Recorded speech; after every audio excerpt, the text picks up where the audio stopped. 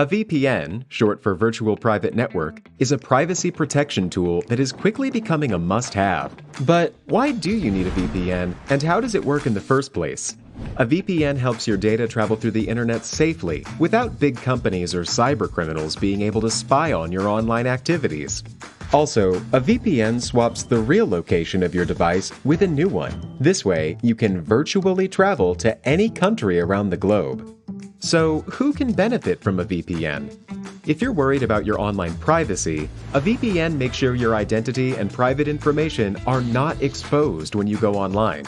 If digital security is your top priority, a VPN gives a nice additional layer of security. It encrypts your data so nobody could see what you send and receive. If you are a human rights activist whose freedom of speech is restricted, a VPN helps you to bypass censorship and speak to the world. Or, if you're on holiday in another country, with a VPN, you can bring your home entertainment anywhere you go.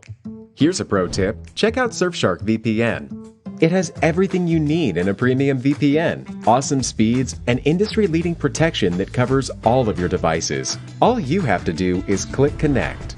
Secure your digital life and enjoy everything good that the internet has to offer with a VPN you can trust. Click link in the description and get 81% discount for your first order.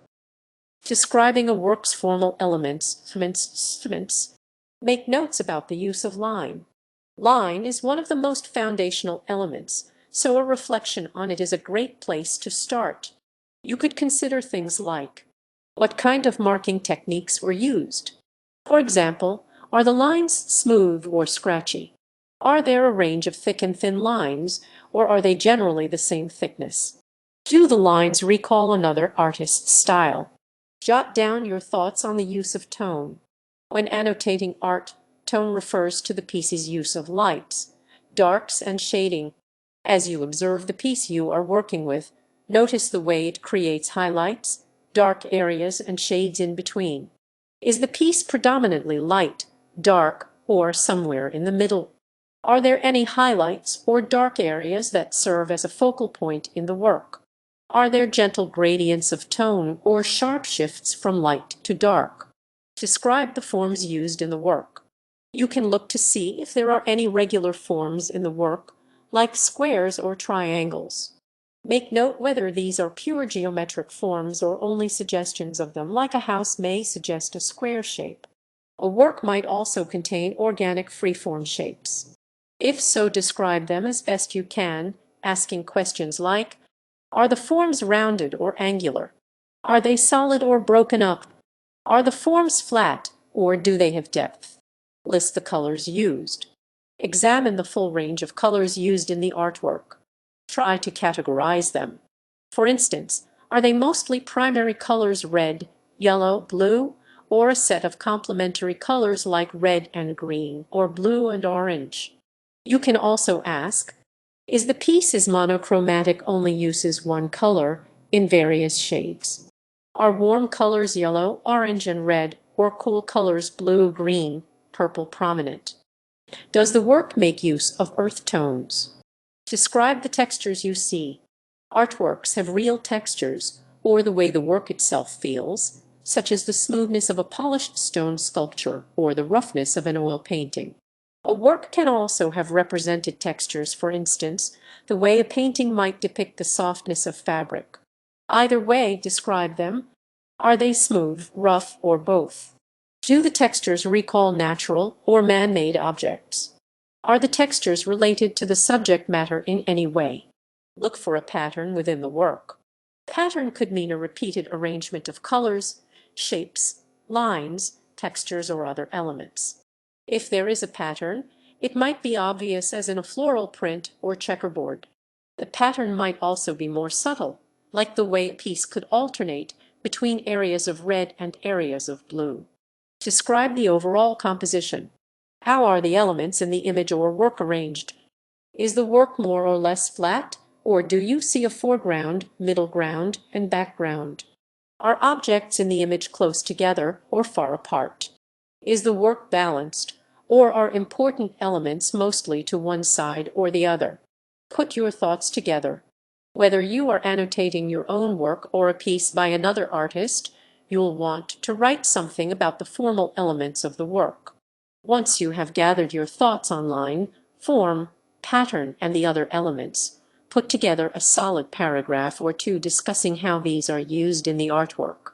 Analyzing your creative process. Summarize what you have made.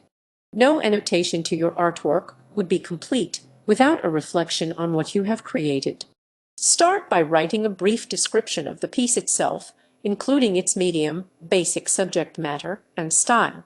For instance, you might write, "My piece title Constellation #3 is an oil painting on masonite board with embedded nails.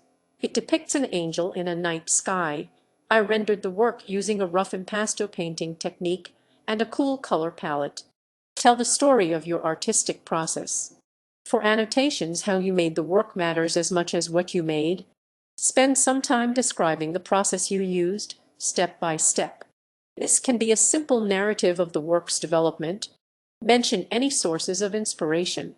In creating your work, you might have had other artworks or artists in mind.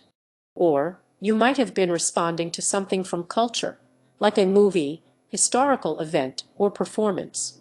Make sure to give a brief statement that explains how you incorporated these points of reference.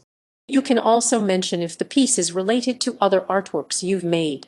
For instance, you might have been working on a series of paintings depicting night sky scenes. Acknowledge what you learned from making the piece. Annotations are often used as part of art education. Even if you are writing them for yourself, taking a moment to think about what you learned from the piece can help you become more self-aware as an artist. For instance, perhaps you learned intricate details about how oil paint of various thicknesses dries at different rates. Evaluate your work. Being able to honestly and accurately critique your own work is as valuable as evaluating the work of others. When annotating your artwork, you can ask yourself a couple simple questions. What have I done well in this work? Try to list a few specific points. What could I improve if I did the work over again? Here, too, list some specifics. Write it all out. After you've thought about how you developed your work, your sources of inspiration, and what you learned from the piece, devote another couple of paragraphs in your annotation to these reflections. For instance, you can have one paragraph that describes your process and inspiration, and another that evaluates your work and discusses what you learned or how you would create the piece differently if you were to do it over again. If you are writing about your own work, you can stop here. Make sure to proofread your annotation carefully, correcting any spelling or grammar mistakes, and polishing the style of your sentences to make sure they are clear and flow well. Annotating another artist's work. Give some background information.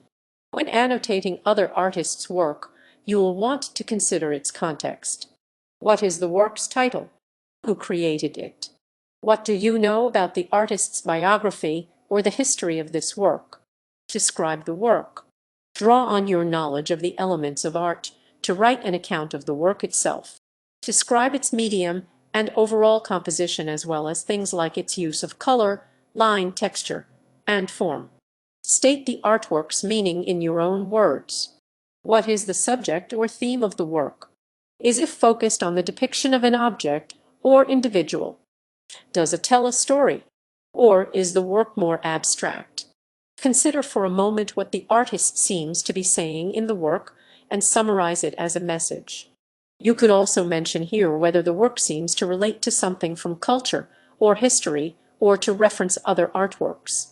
Evaluate the artwork. Mention which aspects of the work seem to be most successful. Then, ask yourself what you would have done differently had you created the work. You can also mention what you would ask the artist about the work if you were able to. Write your thoughts out. If you are annotating the work of another artist, instead of reflecting on your own creative process, you'll devote a couple of paragraphs to an analysis of the piece you're studying. For instance, you could begin with a paragraph that describes the artist's background and the work itself. You could then follow with a paragraph that gives your interpretation of the work's meaning and evaluates its strengths and how you might have approached the work differently. After you have the annotations written out, Make sure to proofread for spelling and grammar. Polish your sentences stylistically as well so that your writing sounds clear and lively.